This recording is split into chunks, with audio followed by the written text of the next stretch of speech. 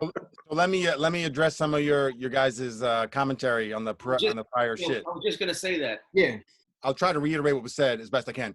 There were like 3 or 4 things. One was that I am leaving money on the table by not doing performances, which I would say is not an accurate way of thinking about it, because it implies that there's this free money that's just sitting on a table somewhere, and if I would just grab it, it would be mine.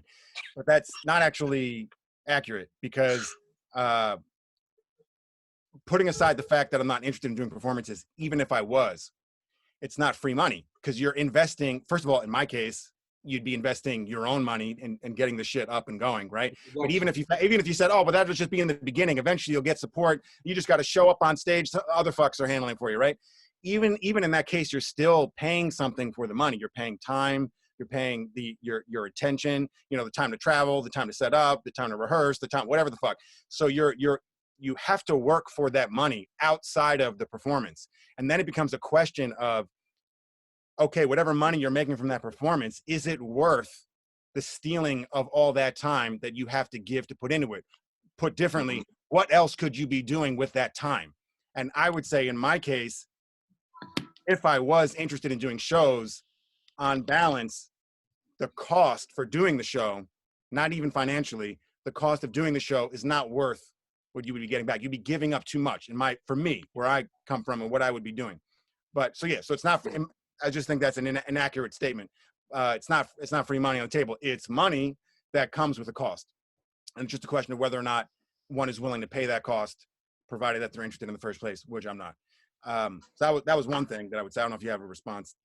So it's worked into the strategy for a lot of groups who feel like they gain more fan base, they gain more value when they, especially like music festivals right now, because you get a wider array of like genres, and you gain new fans who might have been there to see somebody else, but they're seeing your act as they're waiting for their act to come on.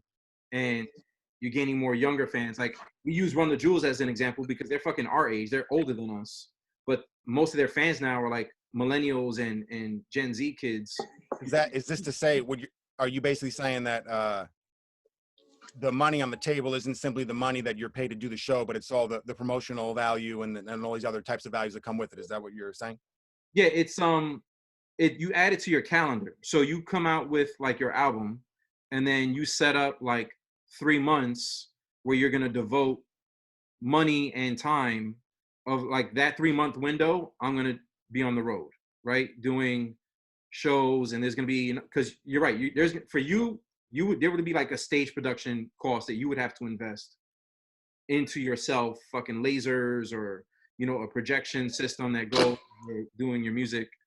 I don't know about all the lasers, but there'd be certainly a cost. I mean, especially especially in the way that you were describing it, there'd be a cost in terms of like hiring musicians, having to rehearse with those musicians. I mean, I don't know, but all I'm just saying is, even what you're describing about an act that says, hey, we're gonna have a 3-month window, or whatever the window is gonna be. Even in that case, I'm just saying it's not free money that's on the table. You have to work for that money, not just work like in the sense of like work on your craft or work on the show, but you also have to work for it in the sense of devote the time that you cannot be spending anywhere else in other creative efforts. But bands are finding that from a monetary standpoint, that they're generating more revenue from the shows than they are from the album sales. You said bands, or what'd you say? Yeah, like acts, like are finding that they can generate more money from the shows than they can from where? From the sales, from the actual album. Yeah. The only thing I'd say about that is, okay, but if you're talking about, really you're talking about label acts at that point. And if you're talking about label acts, what they're earning from the show is going to be a different arrangement than what they're earning from the sales of their record. So it's almost like comparing apples to oranges, and especially just in and of itself, it's a little apples to oranges, but also if you're going to compare that to my situation without a label, right? It's like, yeah, okay. So whatever, I don't fucking know what band you would have in mind, but whatever band is making more from their shows than their albums, like, and if they're a platinum selling artist, I would say something's wrong with that picture. And the thing that's wrong with the picture is the fact they got too many fucking hands in their pocket. You know what I mean? So it doesn't necessarily mean anything to me that any given label act is making more from their shows than their whatever. But that's neither here nor there. My only point wasn't to say someone shouldn't do shows or should do shows. I was simply saying that there's no such thing as free money on the table with respect to performances. That's all I would say. Let me ask you this question, Zach. Yeah. And I think this sort of maybe helps answer that. Not really rebuttal. I'm not rebuttaling your. I'm basically sort of with you on this one. Do you really give a shit if you have 50,000 fans or 200,000 fans? Like, to you, do you? My point is like, why do a show and do all this stuff to pick up maybe 5 new fans? I'm happy. I'm happy with the money I have. I'm happy with the life that I live. I'm good. If I got 50,000 fans, I'm happy with that. If I got 70, I'm cool with it. If I have 200, I'm cool with it. But I'm not gonna go out there to look for more fans because it's not my thing. So I would say what you're bringing up is an issue that becomes relevant to addressing something that you said later on. So let me mention what you said, because in my answering of what you said, people are probably like, "Who the fuck's he pointing?" I'm pointing at this little fucking square right there. In responding to something that you said, it'll also address what you're currently now saying, right? Yeah. And that's and basically what it comes down to is the idea of the difference between an artist and an entertainer. And so one of the things that you, Isaac, said was that I think you said something along the lines of that I cater my music more to musicians, and you were talking about that you think I should cater it more towards hip hop fans or something like that, or hip hop crowd, or the 9 Leaves music when we did 9 Leaves. Well, yeah. even the music you do now. My argument was that sometimes I can't hear your verses because the music is too loud. Yes, so I'll get to that too. But you prefaced all that by saying that you felt that basically they're on the same, the vocal and the instrumental and the instruments are on the same level because I'm catering more to musicians. And you think we should, and you've said it to me in the past that I should cater more to a hip hop audience or something like that.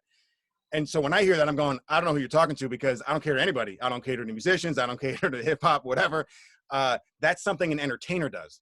It's not something an artist does. And I'm not an entertainer, I'm an artist. So it's just like non-speak to me, right? And so the difference between the two, I mean, quickly, is that the artist creates as an end in itself. The artist is doing what they find inherently satisfying. The entertainer is creating what they think you want to hear, right? So it's like night and day difference. So the entertainer is concerned about, I want whatever I'm making, I better make sure that other people like it, or I better target this to a particular audience, or I better make sure that the fans like it, or whatever the fuck they're thinking about, right?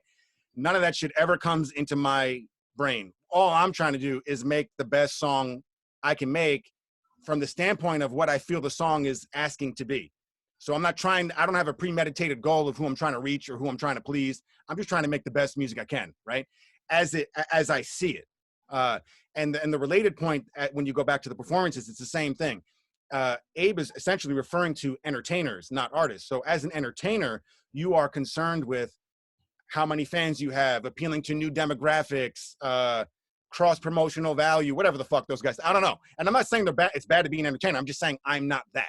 That's all I'm saying. And so because I'm not an entertainer and because I'm an artist, it's not that I wouldn't like to have more fans than less fans. It's that those concerns, I don't allow those concerns. It's not even not allow. It just naturally wouldn't happen. But if I did think of it, or if it was said to me, I wouldn't allow it to influence the creative process or whatever the fuck I'm going to do. That's all. So, so there's a fundamental difference between someone whose psychology is that of an artist and someone whose psychology is that of an entertainer. And that's where people kind of talk past each other all the time, because this difference between artist and entertainer is rarely appreciated. So yeah, anyhow. But if you ask me, hey man, he had the opportunity to rebut. Now he's making like he's got some fucking point he didn't raise. If he had a point, he fucking raised it back in the beginning of this thing, which he did not. I wasn't now, bro. It kind of scared me because he was sunning all of us. I was like, all right, I'm just gonna shut. Not at all. I rebutted. So can I make one more rebuttal then? Sure. All right. So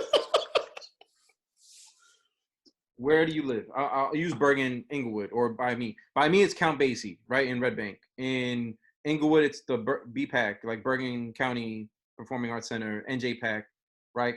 I feel like your following could fill up one of those venues, right? They're like 1,000 or 2,000 seater venues, right? So let's say you did BPAC, it's a 2,000 seater. If you sold out BPAC for one night, charging like $30 a head, I just did the math. That's 60 grand for one show, right? Doing a split with the venue. Let's say you get half of that. You think 30 grand for one show, that's not leaving money on the table? Like, mind you, you got to deduct your overhead for like session musicians or people that you're going to have playing with you. Let's say your 5,000 of that goes out. That's still you walking away with like 25K off of one show. And that's not even a tour. That's like you doing a pop-up for your fans rather than. I think that you're making some assumptions that may or may not be true. I'm not claiming that they're wrong. First of all, the first assumption is that if I just decided to do shows starting tomorrow, that I would have 1,000 people fill that place. Maybe that's true. Maybe it's not. I don't know. But you're also making an assumption that the overhead would only be 5K. Maybe it would be more. I don't know what it would even cost to hire musicians, because before you do the show, you're going to have to pay them to rehearse and find a place to rent a place to do the rehearsals. And if you're doing a show in like this, like a big sense, if you're going all in, right? I mean, you're going to have a lot of players, right? I mean, unless you're going to do the whole thing with electronic playback. But if you're doing electronic playback, I'd feel like, man, if you want electronic playback, just fucking put the CD. Yeah, but play the CD or the stream. Sorry, play the stream. You know what I'm saying? Stream the fucking shit. That's what you can do if you want to. You know, you don't need me to. You don't need to show up to a venue for me to hit play on something that you could hit play at home on. You know what I mean? So if you're doing the show, you're doing it because you're bringing something new, other than the recording that they're used to, right? And if you're going to try to not rely on playback and you be as live as possible, then you're talking about a pretty big fucking ensemble. So I don't know, but there's also, it's not just the financial component. That was the point I was trying to make, is it's not simply what did it cost you financially to be able to do that show. It's also what price do you put on the time and energy investment into doing the show properly. So the rehearsing and the thinking about it and being on your mind, and what are you doing with lighting, right? What are you doing with this, with that, with whatever the fuck? How are you going to change the time you're working on altering the arrangements to tailor them to the live setting, right? That time and energy, and also the time that you're now not spending on making that next song, or the time you're not spending on whatever your next creative project is going to be, whether you're brainstorming it or developing or whatever. There's a value there that's hard to put a price on. So that's all I'm saying is you're not, it's not just financial what you're putting in, but also time and energy what you're putting in. Well, you got to assess that by the return on investment. So the festivals that Harris is talking about, like I use Run the Jewels as an example because they're a group that I grew up on them as individuals before they became a group and got this new life, right? If they solely relied on, in their late 40s, mid to late 40s, on the people that were fans of them back in the 90s, they would not be where they are right now. The reason where they are right now is because by doing those festivals, they've evangelized and converted people who were half their age to be their fans. So it's created longevity for them, so that, I don't have to rely on the Isaacs and Abes to be fans of me anymore. Now the JoJos of the world are now my fans. So now it's got me a new fan base, but a younger fan base is going to ride with me for another like 2-3 albums, instead of just the old shit, playing it for nostalgic purposes for fans who were fans of me 20 years ago. And that happens at these music festivals where they're gaining new fans that are younger, that are going to be their fans for a while. So are you trying to say that are you trying to make the same way that I said it's not just the financial investment? I think you're trying to make the mirror point of that, which is say, yeah, but it's also not just a financial reward. There's this other reward. There's this cross promotional new fan base thing that extends beyond the show. So the value isn't just simply the money you're making from the show, but it's also what happens after the show as a consequence of the show. Is that what you're saying? Yeah, and that was to Isaac's point before. Like, do you care that you would go from like 50,000 fans to 250,000 fans? You care about the amount of fans that you have. And I would say that in a way you would, if that is, you don't have a 9-to-5 outside of this, like this is your sole source of income. So you would care about sustainability. You would care about adding more fans or like sustaining more fans with definitely. If I was an entertainer, definitely. As an artist, I don't actually think the case is that clear cut. If you're but it can go either way. I think from an artist standpoint, you might be concerned, okay, you make the art, it's not influenced by any outside thing, you're just doing whatever. After it's done, you're like, okay, I got to find a way to monetize this so I can be in a position to make more art. So from that position, one might find what you just said compelling and say, hey, let's do this. from my position, I'm thinking about the other way, which is my main concern is how do I want to be in the best position possible to make more things that resonate with me, right? So I want to optimally position myself so that I'm in the best position to find something special and unique and cultivate and craft it and then share it and then find the next treasure, if you will, and whether that's another album or whether it's a film or whatever the fuck it might be, right? And so for me, I know like it's not a simple thing to say, hey, book the festival, book the show, and I'll just show up and do it. I know for me, there's a huge fucking time commitment to that. And it's not just the time, the literal hands-on time, but it's also, even when you're not hands-on, it's the preparation, it's the thinking about it, it's the having, that has to become your focus. If you want to do it right, it becomes your focus, your full-time focus until the show's over, or until you have a tour kind of set up running on its own, right? There's a lot of mental investment in that. And I'm like, man, I would much rather have that mental investment go somewhere else. And even if it's not 100% of the time going to the next thing, even if it's included time of where it's not going anywhere and it's just thinking or brainstorming or whatever, I'm not trying to make something, but I'm in a position where I'm kind of resetting, or I'm starting to let myself kind of wander and figure some shit out, whatever it might be. Like, that's where I'm focused on collecting, finding, discovering the maximum number of treasures, if you will, that I can with my time. And if I get sucked into the argument, now I'm saying it's a bad one, I'm just saying it depends on your perspective. If I get sucked into well, look at all the money you could possibly make and whatever, and all that might be true, but I'm like, yeah, but the cost is, I will end up, when it's all said and done, I will have discovered, or created or collect, whatever the fuck phrasing is correct, less. I will have created less in my time here than I would have otherwise. So that to me it's hard to put a price on that. That's what I'm trying to say. You know what I mean? Yeah. That makes sense.